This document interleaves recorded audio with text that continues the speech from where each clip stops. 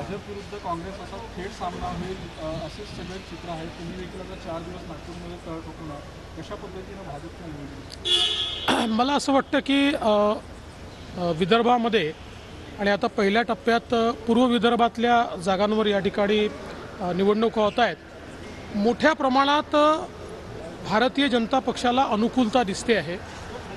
मोदीजींच्या कामामुळे एक लोकांमध्ये सकारात्मकता दिसते आहे।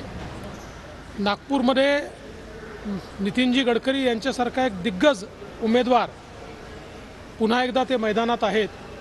त्यामुळे मला पूर्ण खात्री आहे की गेले 4-5 वर्ष आम्ही सातत्याने जी तयारी करतो, बूथपर्यंत तयारी केली आहे, शेवटच्या व्यक्तीपर्यंत पोहोचायचा प्रयत्न केला आहे। त्याच्या आधारावर आम्ही क्लीन स्वीप करू आणि सगळ्या जागा आम्ही आता पहिल्या फेजमध्ये होणार आहे जिंकू असा मला विश्वास आहे। नाशिकच्या शिष्टमंडळात तुम्हाला भेटायला आलं? शिष्टमंडळ मला भेटलं।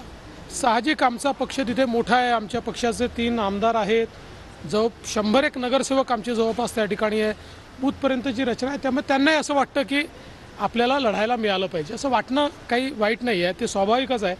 शेवटी निर्णय मात्र तिन्ही पक्षांना मिळून एकत्रित करावा लागतो आणि जेव्हा आपली युती असते त्यावेळी कधी पदरी पडतं, कधी पडत नाही। म्हणून मी देखील त्यांना सांगितलं की तुमचं म्हणणं निश्चितपणे आम्ही गांभीर्याने घेऊ, ते ऐकून घेऊ, पण शेवटी जो काही निर्णय महायुतीमध्ये होईल त्यानुसार आपल्याला सगळ्यांना काम करायचं आहे। कारण शेवटी अल्टिमेट सगळ्यांचा एम एकच आहे, तो म्हणजे मोदीजींना देशाचं तिसऱ्यांदा प्रधानमंत्री पाहणं। जानकरांना परभणीतून की बारामतीमधून ते आता तुम्हाला लवकरच ठरेल, पण जानकर साहेब आमच्या महायुतीमध्ये आलेले आहेत, ते होतेच, पण काही काळ थोडामध्ये त्यांची देखील काही नाराजी होती।